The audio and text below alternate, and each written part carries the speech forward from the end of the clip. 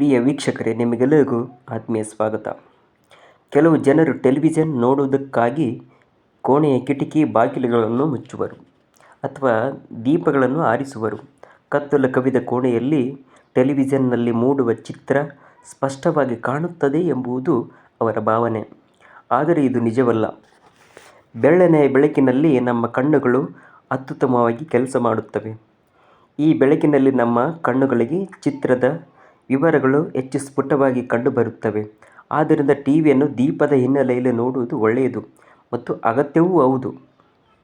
ಕಣ್ಣಿನ ಆರೋಗ್ಯ ದೃಷ್ಟಿಯಿಂದಲೂ ಕತ್ತಲು ಕೋಣೆಯಲ್ಲಿ ಟಿವಿ ನೋಡುವುದು ಒಳ್ಳೆಯದಲ್ಲ.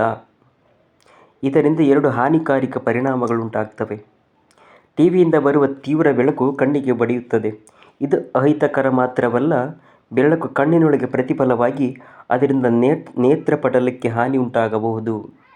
ಎರಡನೆಯದಾಗಿ, ಕತ್ತಲ ಕೋಣೆಯಲ್ಲಿ ಟಿವಿ ನೋಡುವುದರಿಂದ ಸ್ಕ್ರೀನ್ ಮೇಲೆ ಉಂಟಾಗುವ ಬೆಳಕಿನ ಉಜ್ವಲತೆ, ನ್ಯೂನತೆಗಳು ಕಣ್ಣಿನ ಪ್ರಯಾಸ ಉಂಟು ಮಾಡುತ್ತವೆ. ಆದ್ದರಿಂದ ಕತ್ತಲು ಕೋಣೆಯಲ್ಲಿ ಟಿವಿಯನ್ನು ನೋಡಲೇಬಾರದು.